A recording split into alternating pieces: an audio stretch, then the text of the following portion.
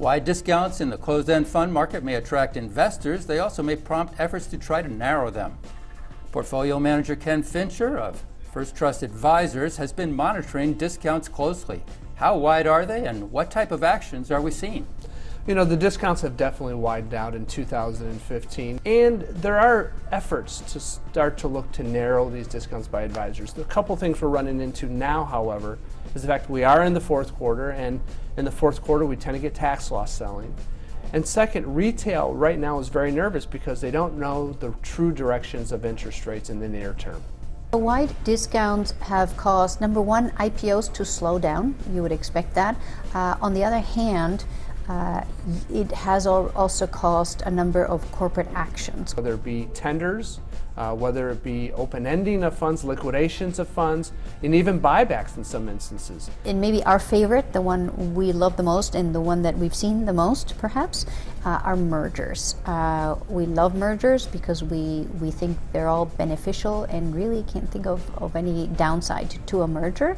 You may have two and up to 4 or 5 funds merging into one much bigger fund, much more liquid fund, that hopefully having a bigger fund is likely to mean more liquidity. More liquidity may mean more demand. In your opinion now, how will this activity affect investors? Will it hurt portfolios or help? You know, it can do both. For the most part, if you're narrowing a discount in which you assume the price is moving higher, that definitely helps the retail investor over the long period of time because they get better returns on their portfolios. However, in some instances where funds are small and they may become smaller, the expense ratios or the cost of owning that fund may go higher. So that may hurt that retail investor if they remain inside these types of portfolios. Now looking ahead, what are your expectations regarding this trend toward open endings, tenders, liquidations, and mergers, and what have you? You know, I think it's here for a while. Obviously, when funds are trading at significant discounts like we've seen in 2015, I believe that you're going to see a lot more activities from small institutions who want to get involved in this space. However, these things tend to even themselves out as we move forward.